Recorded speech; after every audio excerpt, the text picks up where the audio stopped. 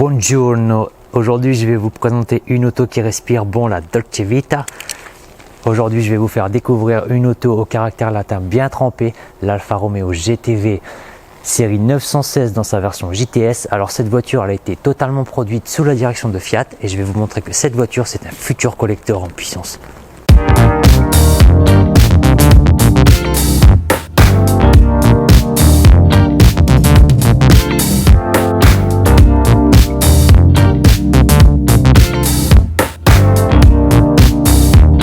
GTV, trois lettres qui résonnent encore dans les mémoires et surtout dans les cœurs des passionnés de belles mécaniques italiennes. GTV, c'est l'abréviation de Gran Turismo Veloce, une série de voitures sportives lancée par Alfa Romeo à la fin des années 60, dont la plus belle représentante est l'Alfa Romeo Bertone GTV, produite de 1967 à 1976 sur la base du coupé Bertone sorti en 1963. Le second modèle GTV sera produit de 1974 à 1987. Ce sera l'Alfetta GTV, produite sur la base de la berline Alfetta de 1972. Cette voiture très novatrice pour l'époque introduira le système Transax qui permet une répartition idéale des masses de la voiture en plaçant la boîte de vitesse à l'arrière. En 1986, Fiat rachète Alfa Romeo après avoir déjà racheté Lancia en 1969. Ils veulent alors remplacer la GTV et conçoivent une nouvelle voiture dès 1988. Ce sera le bureau Pininfarina qui s'occupera du design de la voiture et plus précisément Enrico Fumia, le père de la magnifique Maserati 3200 GT et de l'Alfa Romeo 164 qui dessinera les lignes de ce très beau coupé GTV. Cette voiture est présentée en 1994 et sera commercialisée dès 1995.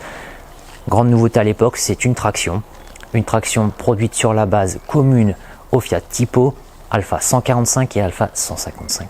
Cette voiture, elle sera également déclinée en version Spider dès 1995 et elle connaîtra trois phases. La première phase de 1995 à 1998, la seconde de 1998 à 2003 et enfin la dernière, la plus novatrice sur le plan esthétique, ce sera la phase 3 de 2003 à 2006 dont vous pouvez voir un très bel exemplaire juste derrière moi. Alors cette voiture elle a été proposée en diverses motorisations, notamment en 4 cylindres Twin Spark double allumage en 1800 et en 2 litres, en V6 avec un bouillant V6 turbo, 2 litres, un 3 litres et un 3 litres de V6. Enfin en version JTS 4 cylindres, la version qui nous intéresse aujourd'hui, injection directe essence en fin de carrière de la voiture. Alors ce moteur il permet à la voiture d'avoir des performances très honorables surtout pour son segment avec un 0 à 100 abattu en 8 secondes 5, 220 km/h en pointe, pas mal pour ses 1360 kg, 4,29 m de long et 1,78 m de large. Le prix, eh bien 29 000 €, pas très cher à mon goût à l'époque, en tout cas pour ce segment ça reste très correct. La voiture a été un vrai succès commercial pour Alfa Romeo, on pourra notamment la retrouver, enfin selon la légende, dans le film Triple X, aux côtés du héros de Fast and Furious, Vin Diesel, mais là je vous mets au défi de me poster un extrait de ce film avec cette voiture dans les commentaires. En milieu, nous allons nous diriger vers le cœur de cette italienne, son moteur JTS. Alors je vais d'abord vous laisser jeter un œil sur l'ouverture du capot. Alors ce capot, comme vous pouvez le voir, on a l'impression que tout l'avant de la voiture se lève, donc c'est un petit peu déroutant la première fois, voilà. Alors sous le capot, malheureusement on n'a pas le fameux V6 Boussour avec ses magnifiques tubulures chromées, mais ce petit moteur 4 cylindres 2 litres n'est pas ridicule. 165 chevaux, 206 Nm de couple à 3250 tours, de quoi offrir des performances honorables au coupé GTV. Alors certains lui reprochent son petit manque de caractère par rapport aux versions Twin Spark. Moi franchement je trouve ce moteur vaillant et très plaisant. Notre exemplaire est équipé d'un silencieux Ragazzone. Je vais vous laisser écouter et surtout déguster les vocalises italiennes de ce petit moteur 4 cylindres.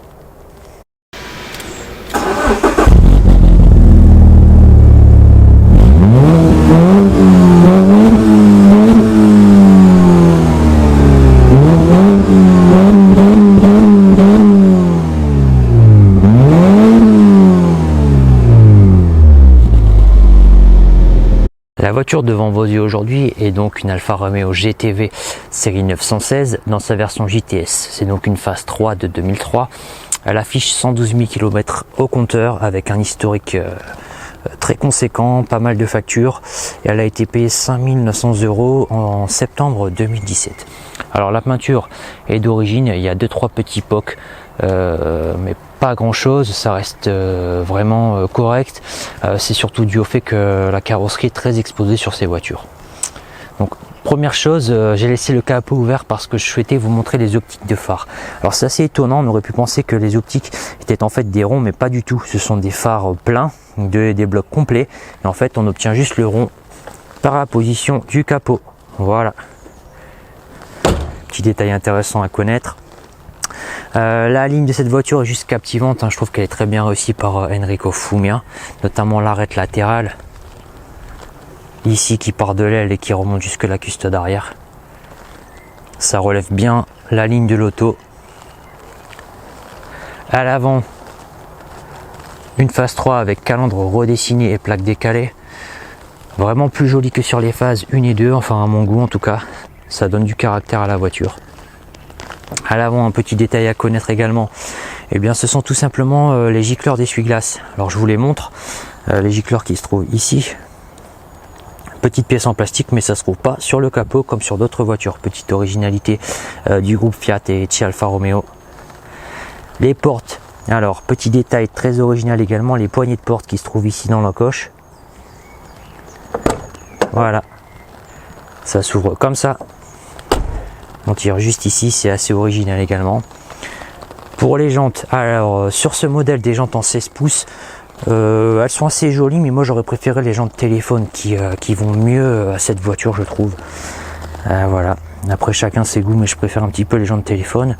Les pneus à l'avant et à l'arrière, ce sont les mêmes en 205 50 par 16, avec des disques de frein ventilés à l'avant en 284 mm et à l'arrière en 240.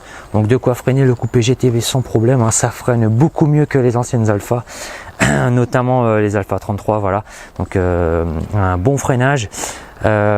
Ici à l'arrière on a l'échappement Ragazone. Alors ce silencieux n'est pas d'origine, mais c'est une modification qui est souvent faite sur ces voitures, hein.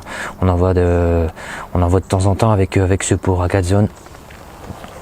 À l'arrière, le bandeau rouge de feu arrière, signature de Monsieur Fumia, puisqu'on retrouve ce bandeau rouge un petit peu dans le même esprit sur l'Alpha 164, à l'arrière de la 164, hein, le design des feux arrière. Voilà.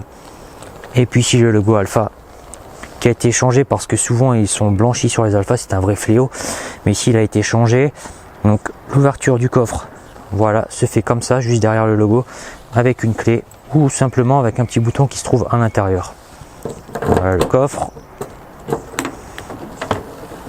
tout petit, 110 litres. Donc ici on a une roue de secours en plus, donc il n'y a vraiment pas beaucoup d'espace. On peut mettre un sac ou deux, mais vraiment pas plus. Tout simplement, il faudra vous servir de la banquette arrière si vous souhaitez mettre des bagages supplémentaires lors de vos vacances. À bord de cette GTV, écoutez, ça respire l'Italie. Les dessins sont très latins. Par contre, très bonne surprise, les plastiques sont d'assez bonne qualité. Alors par rapport à d'autres voitures, d'autres Alpha et Fiat des années 80, la marque a vraiment amélioré la qualité des plastiques au début des années 2000. Donc dans l'ensemble, c'est très correct. Si on compare ça par exemple à une Golf de la même année, c'est peut-être un petit peu moins bon, mais franchement c'est très honorable. Je vous montre, il y a quelques petits détails d'assemblage qui sont pas top. Par exemple la casquette de compteur que je trouve un petit peu light au niveau de la mousse. Voilà, c'est un petit peu rembourré, un petit peu light au niveau du rembourrage, mais c'est pas très grave. Dans l'ensemble c'est très correct. Voilà. Donc ce que j'aime également sur cette auto, c'est vraiment le dessin des sièges. Donc là je vous les montre. Ce sont vraiment des sièges très sportifs, hein, elles maintiennent très bien. En plus la mousse est assez ferme, donc ça renforce l'impression de sportivité. Donc sur cette version, on a des sièges tissu et Alcantara. Dès la phase 2, on avait en option de magnifiques sièges cuir avec un dessin inspiré des Ferrari F355 et des cuirs qu'on peut également retrouver dans les Ferrari 456 GT. Voilà, un vrai régal. Au niveau des rangements, on peut dire que la voiture est assez radine, hein. Donc il n'y a pas grand chose. Donc je vous montre un petit peu la boîte à gants. Donc toute petite boîte à gants. Il n'y a pas beaucoup d'espace. Avec ici, alors originalité, le bouton pour ouvrir le coffre à l'arrière. Alors je sais pas ce qu'ils ont pensé à l'époque chez Alfa, mais franchement il faut déjà le trouver, et en plus pour le conducteur il faut avoir des qualités de contorsionniste, hein, parce que c'est franchement pas facile pour l'atteindre. Voilà, juste des petits vides-poches des deux côtés, et puis ici un petit rangement, c'est pas grand chose, voilà, dans la coudoir. Au niveau des options, alors pas très fourni, on a juste une clim manuelle, voilà, et puis l'anti-patinage qui se déconnecte juste ici, tout simplement. Donc on a vraiment pas grand chose. Par contre moi j'aime beaucoup ces manomètres ici, les 3 manomètres. Alors voilà, les 3 manomètres, je trouve que c'est vraiment italien, et ça fait penser en fait à certains intérieurs de Ferrari. Je sais pas ce que vous en pensez, vous me le direz dans les commentaires, mais moi ça me fait penser un peu à ça, les 3 manomètres alignés. Voilà, donc ici le volant, voilà, 3 branches en cuir sans commande particulière. Et ici le double compteur avec le compte-tour et le compteur de vitesse séparés, un petit peu dans le même esprit, tout simplement que le compteur de la GTV Bertone. Les places arrière de ce coupé GTV, eh bien, elles sont minuscules. Un enfant de 6 ans rentre peut-être à l'arrière, peut-être 8 ans, mais pas plus. Après tout, j'ai envie de vous dire, cette voiture, elle est quand même un petit peu égoïste, et je pense qu'elle a juste été conçue pour aller faire un tour près du Stelvio seul. Qu'est-ce que vous en pensez? Alors pas de commande particulière ni d'option particulière à l'arrière, pas de rangement non plus. Voilà, on a juste 2 sièges séparés, et puis surtout je vous laisse remarquer que l'appui-tête est séparée du reste du siège. C'est très original, très italiano. Nous voilà au volant de cette petite GTV. Alors le moteur il est assez nerveux, on n'a que 165 chevaux, mais franchement c'est suffisant. Il monte vite dans les tours, c'est largement honnête pour sa catégorie, voilà, tout simplement. J'aurais peut-être aimé avoir un peu plus de couple à bas régime pour avoir de meilleures reprises, relancer la voiture plus facilement, mais ça reste très correct. Pour le confort de cette voiture, écoutez, les sièges sont assez fermes, la suspension aussi, c'est pas hyper confortable en fait. La tenue de route est bonne, même pour une traction, donc le train avant encaisse la puissance sans problème, notamment avec l'anti-patinage. Et en ce qui concerne le freinage, écoutez, moi je le trouve très honnête, largement suffisant pour la catégorie de la voiture. Ça freine bien, il y a du mordant, donc voilà. Pour la boîte de vitesse de cette GTV, écoutez, la boîte est bien étagée, mais moi je trouve qu'elle est pas très précise. La commande de boîte n'est pas top. On n'est vraiment pas sur une boîte par exemple qu'on peut retrouver sur une Audi de la même époque. On peut même parfois faire un peu craquer les vitesses si on fait pas attention. Bien sûr, on n'est pas sur une boîte comme sur les vieilles Alpha des années 70, c'est largement meilleur, mais quand même boîte qui pourrait être un petit peu améliorée.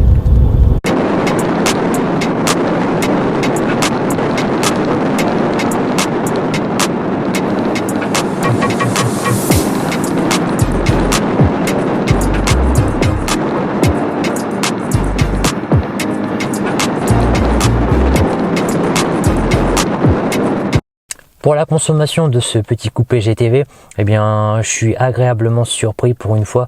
L'auto ne consomme pas beaucoup, notamment grâce à l'injection directe. Le moteur est vraiment économique. Vous allez faire entre 7,5 litres et 8 litres au 100 en conduite normale, en mixte. Voilà. Bien sûr, plus lorsque vous allez conduire de manière sportive et pousser la voiture dans les tours, mais jamais plus de 13 litres. Donc ça reste très correct. La voiture n'est pas si vieille que ça, donc c'est bon à savoir si jamais vous souhaitez en acheter une pour l'utiliser pour vos déplacements de tous les jours. Cette Alpha GTV coupé, pour moi, c'est vraiment un futur collector. Pourquoi? Parce que ses lignes sont réussies, ses motorisations également, et puis elle a plein de petits défauts qui font tout son charme d'italienne. La voiture pour l'instant est entre deux eaux, c'est un vrai young timer, elle n'est pas encore vraiment en collection, elle est encore assez moderne, donc la cote évolue lentement. J'ai jeté un œil sur LVA, on n'en a pas de cotation pour le moment. Pour les petites annonces, on a de tout entre 1000 € et 20 000 € qui me semble vraiment excessif. Moi je vous conseille de mettre pour une phase 3 JTS 6 000 € en 2 litres. Pour une Twin Spark phase 2, 4 cylindres, 5 000 € pour un bel exemplaire, et puis entre 10 et 11 000 € pour un bel exemplaire de V6 avec carnet complet, historique, carnet, facture, voilà, entretien suivi. En ce qui concerne les pièces, on trouve vraiment de tout sur internet, donc sur les sites de pièces détachées généralistes, on trouve les pièces pour ces voitures, sauf les cardans pour les V6 qui sont vraiment difficiles à trouver. Voilà, je préfère le préciser. Les sites spécialisés Alfa Romeo de pièces détachées, je vous mettrai les liens dans la description, ont également pas mal de pièces à proposer. Et puis, bonne surprise, sur Amazon, on peut trouver quelques pièces comme les insignes ou simplement le gicleur d'essuie-glace dont je vous ai parlé tout à l'heure. Voilà. Ensuite, en ce qui concerne l'entretien, pour le 4 cylindres, pas de difficulté particulière. Vous pouvez la mettre chez votre garagiste habituel. Alfa Romeo prend également en charge la voiture. Pour le V6, c'est un peu plus compliqué. Je vous conseille d'aller voir les spécialistes Alfa Romeo près de chez vous. Il y en a pas mal en région parisienne. Jetez un œil sur le net, vous devriez en trouver un. En ce qui concerne la distribution, à faire tous les 100 000 km sur cette voiture, ça a coûté 850 € en centre Bosch spécialisé sur ce 4 cylindres, sachant que Alfa Romeo demandait 1700 €, donc c'est bon de se renseigner quand même avant si vous devez faire cette courroie. Sachez que sur un V6, ça peut monter jusqu'à 3000 €. Voilà, c'est quand même un élément important à savoir. Cette voiture est assez fiable. Vérifiez les bras de suspension à l'arrière sur cette voiture lors de votre achat. L'embrayage et les bobines sur cette JTS qui peuvent commencer à faiblir à partir de 100 000 km. Par contre, les bobines se remplacent facilement, c'est pas très cher. Je vous conseille d'ailleurs d'aller jeter un œil au forum Alpha 916 qui ont de très bons tutos concernant cette voiture.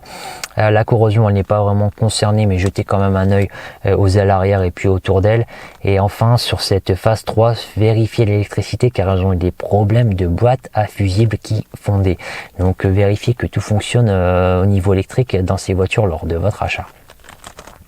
Moi, je pense que la voiture va prendre de la valeur également parce que voilà, Alfa Romeo revient sur le devant de la scène, notamment avec leur introduction en Formule 1 et puis de très beaux modèles sportifs dont l'Alfa Romeo 4C et la Giulia Quadrifoglio.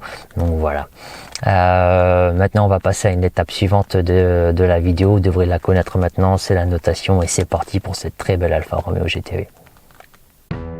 Le design de ce coupé GTV me plaît beaucoup, je le trouve très réussi.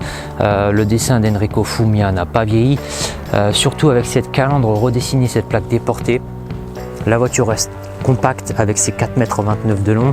Je vais donc accorder à cette voiture la note extérieure de 8,5 sur 10.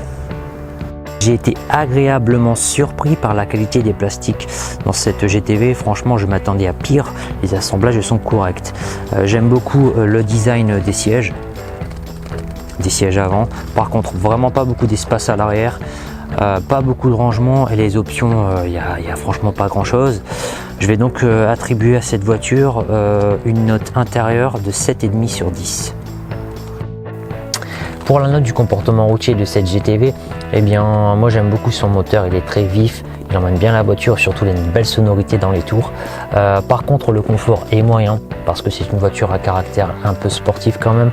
Donc une suspension assez ferme, des sièges assez fermes. La tenue de route en contrepartie est bonne, par contre la boîte perfectible, surtout au niveau de la commande. Donc je vais lui attribuer la note de 7 sur 10. S'achève cette vidéo concernant l'Alfa Romeo GTV. J'espère qu'elle vous aura plu comme mes autres vidéos. Je vous invite à vous abonner à ma chaîne YouTube, allez visiter mon Instagram, ajoutez-moi, vous y retrouverez d'autres détails concernant ce coupé GTV et puis les autres voitures que j'essaie. Simplement venez partager votre passion avec moi. On se retrouve bientôt pour d'autres tutos et ses conseils. Je vous dis à bientôt et grazie.